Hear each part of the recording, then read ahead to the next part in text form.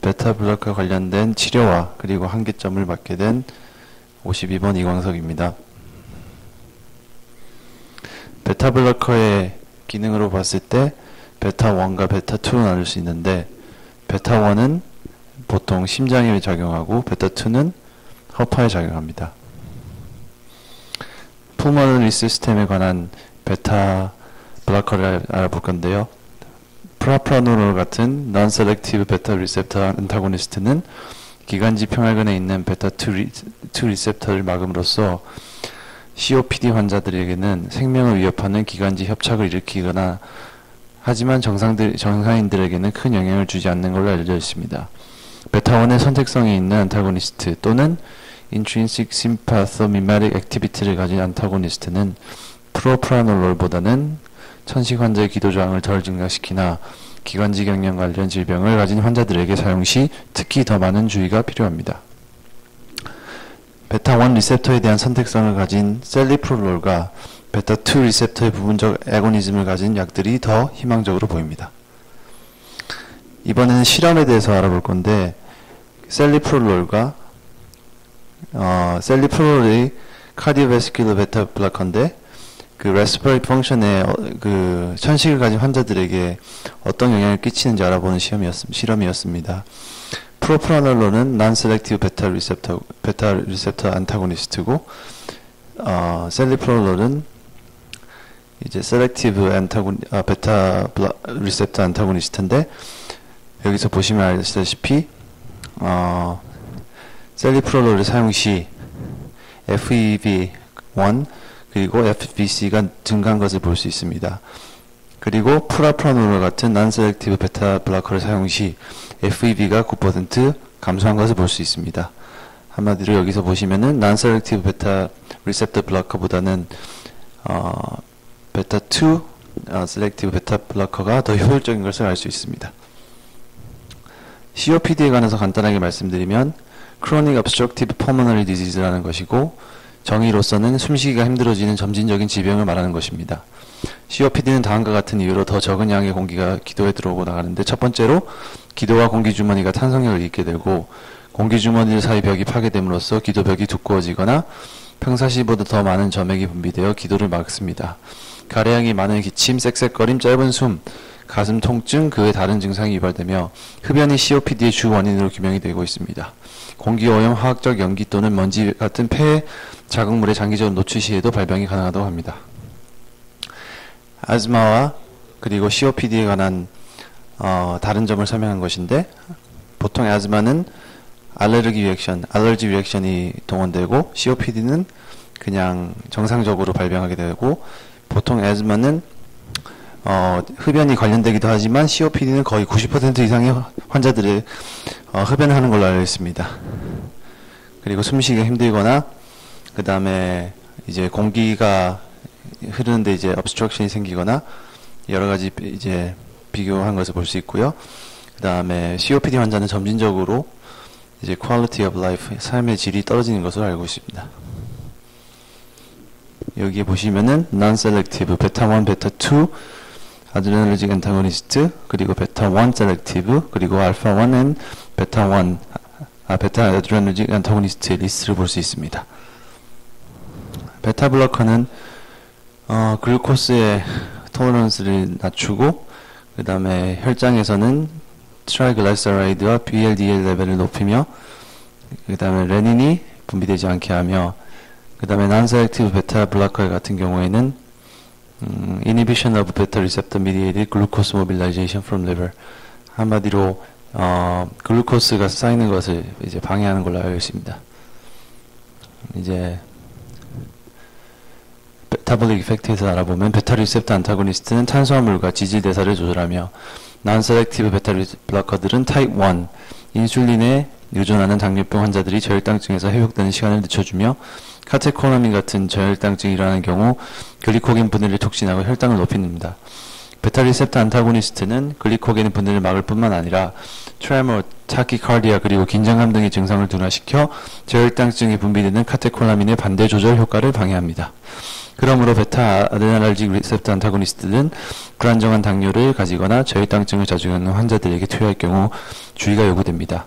그리고 만약 이런 약들을 사용해야 한다면은 저혈당증으로부터 회복을 늦출 확률이 적은 베타1 선택적 안타고니스트를 사용해야 합니다.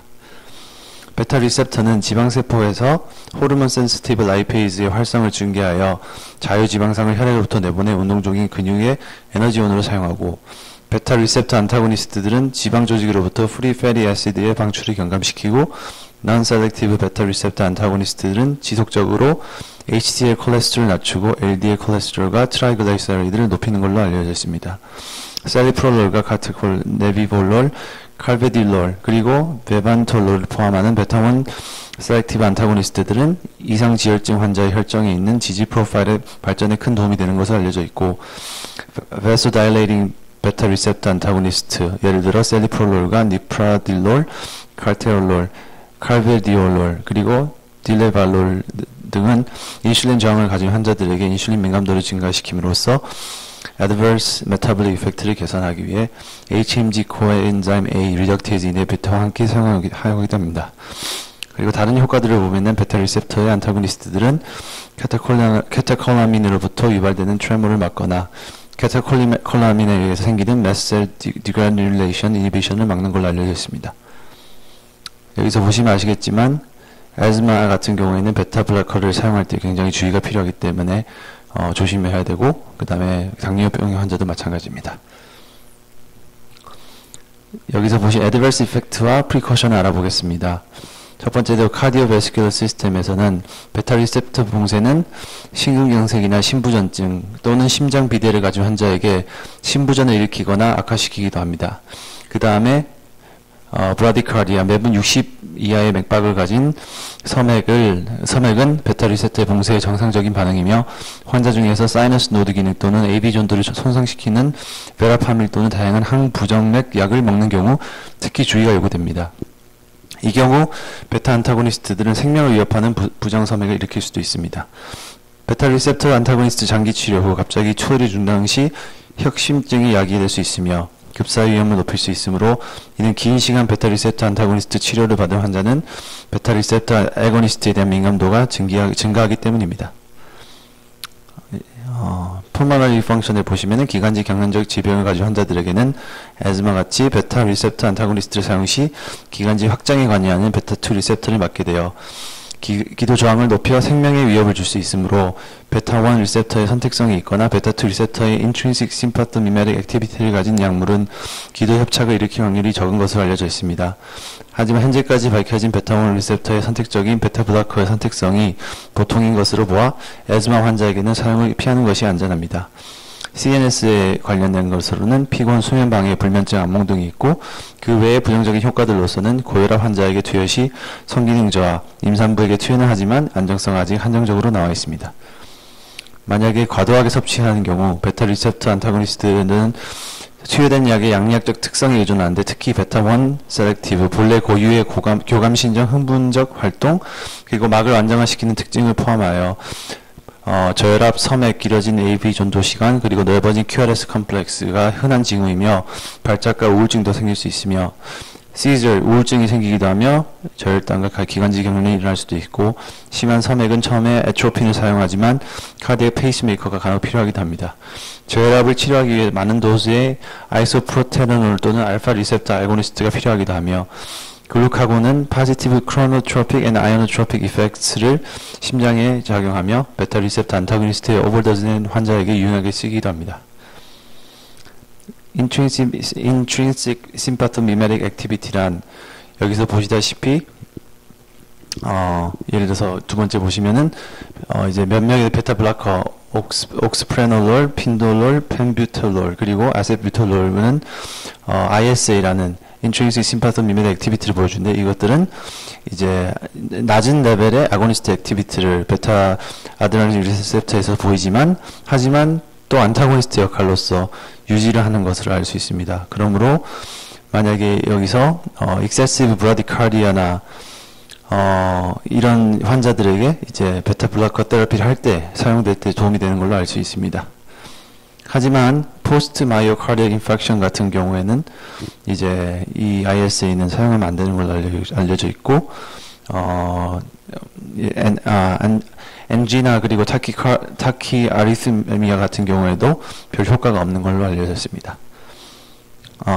이제 약들이 서로 이제 인터랙션 하는 걸 보면은 교감신경 흥분제, 아파 블로커, 그리고 베타 아고니스트와 상호작용을 하고 알루미늄 살트, 콜레스테롤라민, 그리고 콜레스티피콜 앤 베타 블로커 흡수를 감소시키며 베타 안타고니스트와 칼슘 채널 블로커는 심장전도 시스템의 합한 효과, 어디티브 이펙트를 보이며 베타 블로커와 다른 고혈압 억제제와의 상호작용도 임상적인 이점으로 보여집니다.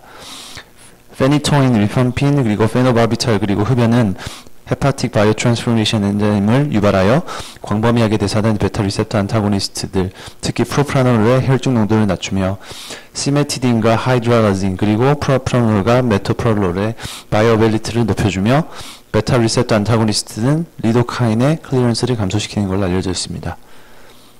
카디오베스큘러 디지즈에 사용하는 경우에는 베타 리셉터 안타고니스트들은 고혈압, 안지나 그리고 급성 관상 동맥 신드롬 그리고 올연성 심부전 치료에 넓게 사용되며 여기서 보시다시피 마이오카르디얼 인팍션의 급성 심근경색을 치료하고 이니셜 어택트를 살아남은 환자의 경우 재발을 방지하기 위해서 사용하기도 합니다.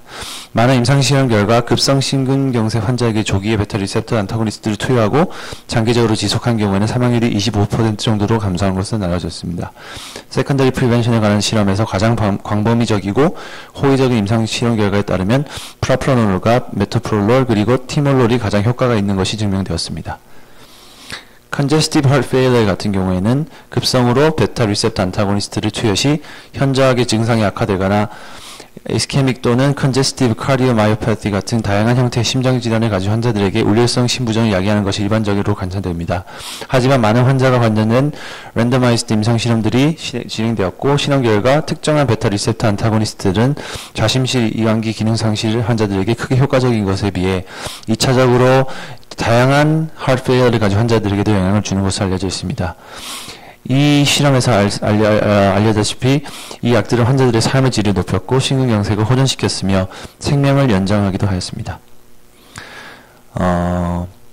베타 블로커를 사용할 시 이제 지켜야 될 것들인데 순서가 있는데 첫 번째로 베타 블로커를 처음 사용할 때 굉장히 비기닝 이펙트는 별로 이제 특별한 효과가 없거나 아니면 안 좋은 효과도 보이기도 하지만 이제 시간이 지날수록 이제 주가 지나고 이제 달이 지날수록 이제 third generation vasodilator 베타 블로커 같은 경우에는 카비디올로 같은 경우에는 severe heart failure 같은 환자들에게 이제 시간이 지날수록 점진적인 효과를 그러니까 좋은 효과를 보이기도 했고 그다음에 hospitalization 그리고 그거에 reduction in mortality까지도 줄이는 것을 나타내었으며 특히 급사 등 다른 이제 환자들에게 일어날 수 있는 그리고 또 에스마나 그리고 다이비리 멜리티스에도 도움이 되는 것으로 나눠졌습니다. 베타 블로커에 도움이 되는 효과로 이어지는 근본적인 세포 수준 또는 세포 이하 수준의 메커니즘은 아직 확실하지 밝혀지지 않았습니다. 그러면서 여러 가지 한계점이 있는데요. 우려성 심부전 환자에게는 교감신경 시스템의 활동이 증가되고 베타 애거니스트에 주입은 몇몇 동물 모델에서 심장에 독성을 보였으며 트랜스제닉 마이스의 베타 리셉터를 오버 익스프레션한 경우 확장된 심근증으로 이어지기도 했습니다. 베타1 리셉터의 수와 기능의 감소가 심부전에서 지속적으로 발견되었으며 이것은 기능을 잃은 심장에서 베타 리셉터 미디에이티드 포지티브 아이노트로픽 리스폰스의 저하로 이어지기도 했습니다. 베타 아드레날르직 리셉터 카이네이즈 BARC1 GRK2의 과발현으로 이러한 변화를 일으키는 기전의 한 부분이라고 예상됩니다. 마지막으로 한계점에 대해서 말씀드릴 건데요. 베타 리셉터 안타고니스트를 모든 종류의 카디오베스큘러 디지즈를 가진 환자에게 쓰기에는 아직 정확한 세포 수준의 메커니즘이 밝혀지지 않아 안정성의 확보가 가장 시급합니다. 베타 블로커를 사용 가능한 환자가 있다 하더라도 아주 적은 도수부터 점차 환자의 상태를 확인하면서 약물의 양을 늘려야 하며 베타1 아드레날르직 리셉터만 봉쇄하는지 아니면 non-selective 베타 안타고니스트를 사용해야 할지는 작용되는 범위, 폐질환, 심장질환, 대사관련 관련 질환, 이 다양한 것에 따라 다른 것으로 보여지며 추후에 더 많은 실험을 통해서 정확한 기전이 밝혀져야 합니다. 베타2 아드레나르직 리셉터를 봉사할 경우 바소 컨스트릭션을 일으킬 수 있으므로 폐질환 환자에는 특히 더 세심한 주의가 필요하며 모든 환자가 베타 블로커를 토러레이트 할 수는 없으며 이런 환자들의 파퓰레이션에 대한 커먼 캐릭터리스틱들을 얻을 수 있다면은 베타 블로커를 사용할 가능한 환자와 그렇지 않은 환자를 나눌 수 있어 차후 안전한 약물 사용이 가능할 것 같습니다. 감사합니다.